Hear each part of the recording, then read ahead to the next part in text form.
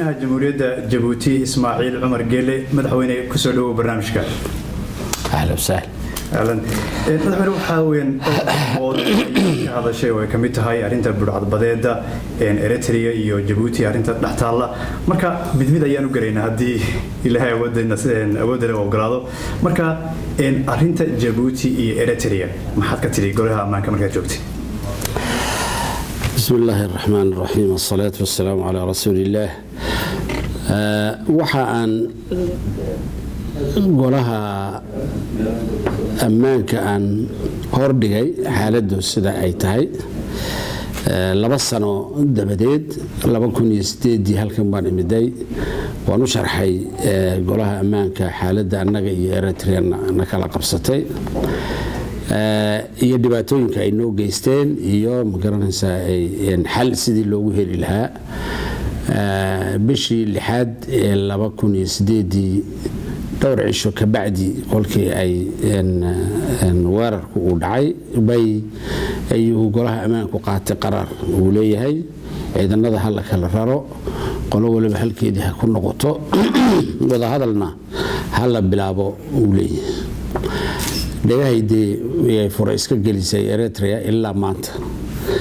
taas kolka waxa ka dambeeyay qaraaro kale oo qaatay golaha ammaanku 2009 yaa ugu dambeeyay oo haddii tole loo dhaafay chapter 7 oo cuqubaad in la saaro Eritrea kol haday ka dhiga adkaysatay in ay yani arrinkaasi ay fuliso sida ay mujtamaca adduunku uu ka dalbanay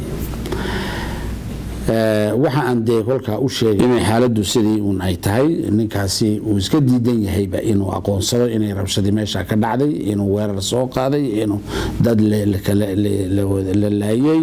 in ay maqan tahay in maxaabiis la kala haysto in Dumeera iyo in jasiirada Ras Dumeera iyo jasiirada Dumeerana oo ciidanadiisu joogan yande u sheegay ka bacdina waxa aan uga digay golaha amniga qolo ayaan dhawidu tagtay ayuu carab laadis kale iyo dad baana dhexdhexaadinaya iyo waxa yani ayuu uga waramay baan u maleeyay kolka iyagana waan taxadir baan siinayay oo kale yahay waxaasi waxa la yiraahdaa yani in warwareeg yaa la yiraahdaa wax ka dhabi ilaa maanta ma jiro ilaa inta uu magaranaysaa ee saaxiga ka keenayo in xuquuqaadkii loogu talagalay ama lagu qabadsiyo anagu wax qurahaatay aan doonaynaa nabad weeye inaan jaarkayga kula noolaano inaan horumarkayga iyo dalkayga aan maamulno in oo dhibaatooyin aan cid la doonaynaa ma jirto isaga uma kala anahay kolka taasna waxaan u sheegay in uu baryahan dambe uu dad urursado oo magaranaysaa xuduudaha dhexdooda soo galo oo reeraha miyiga dhulka anagu iskuulada miyiga ku yaala ee wadanka waxa aan siinaa cunto iyo caruurta la siiya maxaa yeelay dadku kolku reer guuraayahay caruurtiisa kama tagi karo meel oo iskool ka dhow yahay kolka waa in iskool kasti oo miyiga ka samaysanba aan ka garab dhisnaa meel ay wax ka cunaan iyo meel ay seexdaan marka dhulkaas ay yimaadaan caruurta ka boobaan cuntada oo dhibaatooyin caynkaas dad uu meesha samaystay baa jira oo nagu arbusho jamhadda lama oran karo waa dad uu isagu abuuray oo uu leeyahay yani dalka u diida istiqraarka iyo magaranaysaa u diida deganaanshaha u diida oo fitnada abuuro oo yani wax caynkaas uu ayuu ku dhaqaaqay baan yani maqashiinayba marka adiga Ismaaciil Cumar Geel lahaan hanaan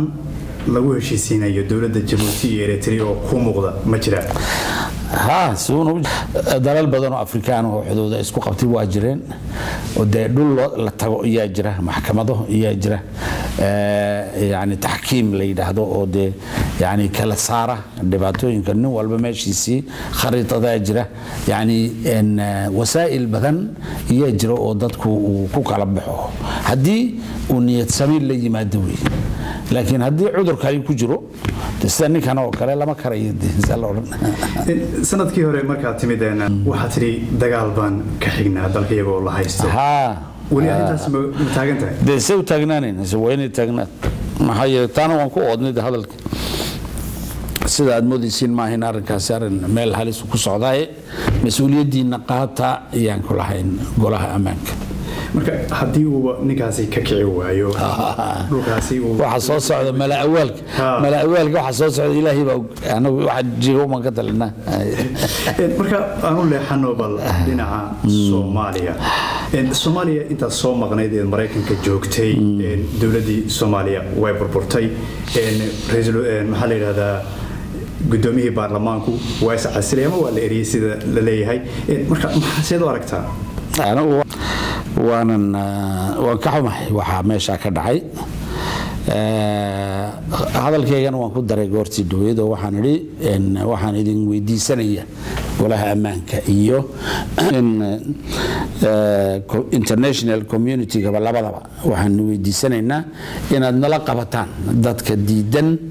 إن أي وطن كود جنادو إن أي دولة داسي التالكيدين تضاني بها هذا إن النية سامي iyo wada jir ay ku shaqeyso dadka diidan inaad nala qabataan baan dhibay